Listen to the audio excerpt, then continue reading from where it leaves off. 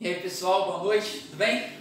Galera, eu vou aqui passar para vocês o que vocês precisam estudar para a prova que vai ser na quarta-feira, tá bom? Na quarta-feira, dia 24 às 15h30. Então presta atenção aí para você aí não deixar escapar aí a bendita da prova, tá bom? Calma aí, vamos entender. Ó. Recuperação de ciências, sétimo ano, tá bom? Sétimo ano, se você está de recuperação, presta atenção. Primeira coisa, ó. Características de um ser vivo, tá lá no módulo 1, logo no módulo 1 tá isso daqui, beleza?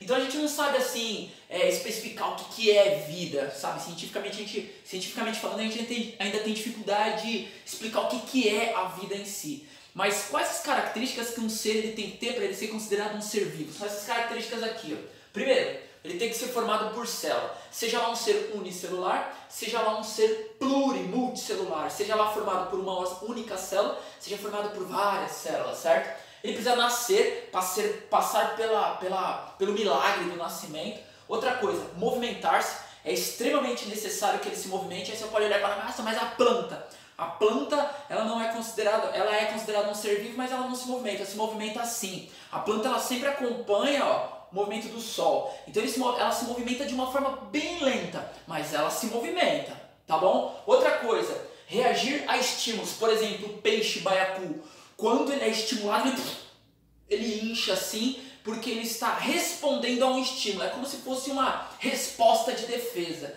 Então presta atenção, tá gente? Olha lá, reagir a estímulos é alimentar-se, é importante para que o organismo ele tenha energia dentro dele, então ele precisa se alimentar ou então produzir o seu próprio alimento. Ah, mas a planta não se alimenta, ela não tem boca. Eu sei que a planta não se alimenta, mas eu sei que a planta ela não pega o alimento do meio, mas a planta se alimenta sim, fazendo a fotossíntese, tá? Então ela se alimenta assim, ela produz o seu próprio alimento através da fotossíntese, é um organismo autótrofo. Outro detalhe, crescer, é importante o crescimento do indivíduo, a reprodução. Nossa, mas a minha tia é estéril e não é considerada... Sim, a sua tia é estéril, mas é considerada um ser vivo porque a espécie dela se reproduz, tá? E por fim, infelizmente, a morte, tá? Então todos os seres vivos eles têm que possuir essas características aqui, ó.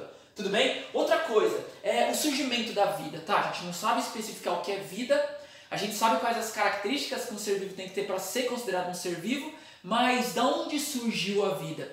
Existem alguns autores que você precisa dar uma lida, isso daí está no módulo 2, tá? Van Helmont, esse rapaz, esse pesquisador aqui, ele defendia uma teoria que era mais ou menos assim, ó, se juntava num lugar iluminado, roupa suja, pedra, comida velha, e aí depois de 21 dias surgiam ratos. Caramba, meu, será que essa vida, esses ratos que surgiram por geração espontânea? Será que a matéria não viva, a matéria inanimada deu origem à matéria animada? E aí, o que você acha? O que você acha? Tal, é importante você ler. E aí começaram a acreditar na teoria da abiogênese, ou seja, a vida ela pode vir da matéria não viva. Depois de um tempo veio Francesco Redi, tentando comprovar que a vida só podia vir da vida, tá? E aí ele fez aquele experimento onde ele pegou 2 frascos aqui, ó, com carne e peixe e deixou aberto. E aí 2 frascos aqui com carne e peixe e fechou com gás. Aqui os insetos pousavam e aqui os insetos não entravam. E aí eles viram que aqui surgiram larvas e aqui não surgiram larvas. Caramba, então será que a vida vem da vida? Por exemplo, as moscas colocaram ali ovos que eclodiram em larvas? Ou a vida ela pode vir da matéria não viva? E aí veio Louis Pasteur. Lembra Louis Pasteur com o experimento do bico de cisne lá? Então, ele começou a pesquisar e ele desenvolveu esse experimento do bico de cisne que eu gostaria que vocês lessem no módulo 2. Aqui, ó, em Francesco Redi, aí nós passamos a acreditar que a vida ela só pode vir da vida, que a vida ela não pode surgir da matéria não viva, tranquilo? Então vamos lá, vamos continuar. Da célula ao organismo, nós sabemos que um organismo ele é formado por diversos sistemas. Um sistema só é formado por vários órgãos. Um órgão só é formado por vários tecidos e um tecido só é formado por várias células. Então, por exemplo, a minha pele é um órgão, certo? Então a minha pele é formada por vários tecidos e esses tecidos são formados por células. Então nós somos um amontoado de células. Eu sou formado por aproximadamente assim, cerca de de 75 trilhões de lindas, maravilhosas células. Tudo bem? Então, parando para analisar o que é uma célula. Olha isso aqui, ó. É uma unidade funcional, tá? Existe vida nela. Então, as partes da célula. Primeiro, o DNA é o que comanda basicamente tudo isso daqui. Nós sabemos que isso daqui é uma célula eucarionte porque o DNA está dentro do núcleo da célula, certo?